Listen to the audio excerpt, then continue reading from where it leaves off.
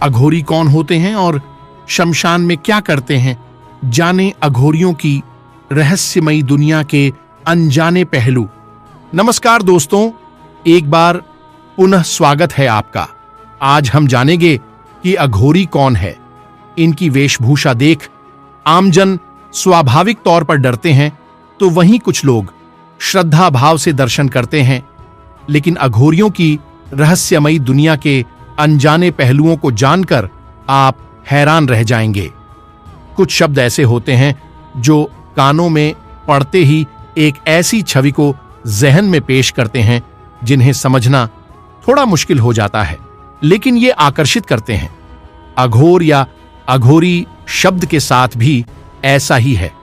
अघोरी शब्द का संस्कृत में अर्थ उजाले की ओर बताया गया है। वहीं अघोर का मतलब प्लस घोर, यानी जो कि घोर नहीं हो और सरल हो।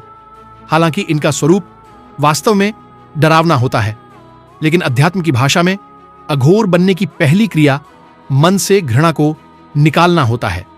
मूलतः अघोरी शमशान जैसी जगहों पर सहजता से रहते हैं और तंत्र क्रियाएं सीखते हैं। सामान्यतः समाज जिन चीजों से घृणा करता है, अघोरी उसे अपनाते हैं।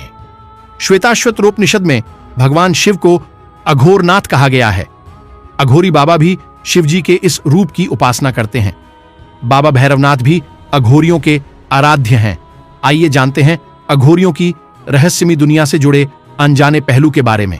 कौन है अघोरी, ये क्या खाते हैं, इनका जीवन कैसा है, और वो बातें जो अघोरियों को अन्य साधकों से अलग बनाती है।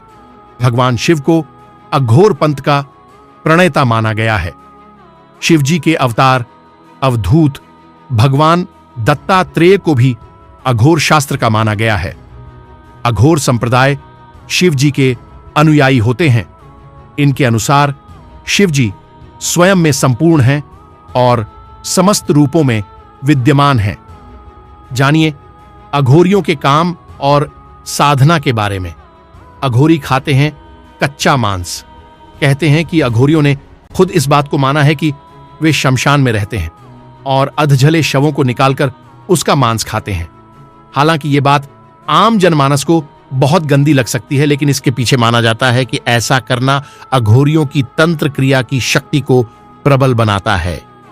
शिव और शव के उपासक होते हैं अघोरी। शिव के 5 रूपों में एक अघोर भी है। अघोरी भी शिव जी के उपासक होते हैं और शिव साधना में लीन होते हैं। इसके साथ ही ये शव के पास बैठकर भी साधना करते हैं, क्योंकि ये शव को शिव प्राप्ति का मार्ग कहते हैं।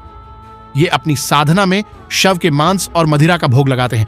एक पैर पर खड़े होकर शिव जी की साधना करते हैं। अघोरी शव के साथ बनाते हैं शारीरिक संबंध। शव के साथ अघोरी बाबाओं के शारीरिक संबंध बनाने की प्रचलित धारणा है और खुद अघोरी भी इस बात को स्वीकार करते हैं। इसे वह शिव और शक्ति की उपासना का तरीका मानते हैं। उनका मानना है कि यदि शव के साथ शारीरिक क्रिया के दौरान यदि मन ईश्वर की भक्ति में लगा रहे तो यह साधना का सबसे ऊंचा स्तर है। ब्रह्मचर्य का पालन नहीं करते हैं अघोरी। अन्य साधु संत जहां ब्रह्मचर्य का पालन करते हैं, वहीं अघोरी ब्रह्मचर्य का पालन नहीं करते हैं। केवल शव ही नहीं बल्कि जीवितों के साथ भी अघोरी संबंध बनाते हैं।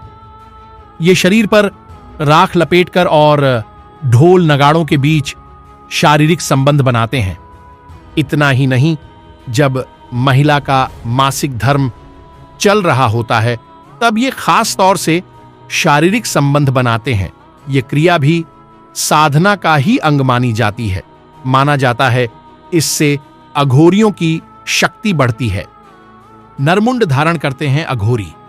अघोरी अपने पास हमेशा नरमुंड यानी इंसानी खोपड़ी को रखते हैं। इसे कापालिका कहा जाता है। शिव के अनुयायी होने के कारण अघोरी नरमुंड रखते हैं और इसका प्रयोग वे अपने भोजन पात्र के रूप में करते हैं। इसके पीछे यह मान्यता है कि एक बार शिवजी ने ब्रह्मा जी का सिर काट दिया था और उनके सिर को लेकर पूरे ब्रह्मांड के चक्कर लगाए थे।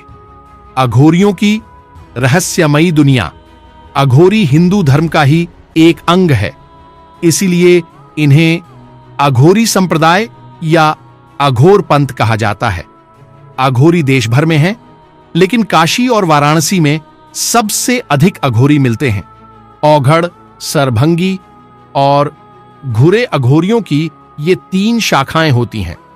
किनाराम अघोरी को अघोरियों का बाबा कहा जाता है। ये कालूराम के शिष्य थे।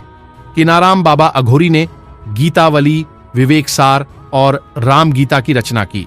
कीनाराम का देहांत 1826 में हुआ था। यहां मुहैया सूचना सिर्फ मान्यताओं और जानकारियों पर आधारित है। यहां यह बताना जरूरी है कि प्रेरणासार किसी भी तरह की मान्यता, जानकारी की पुष्टि नहीं करता है।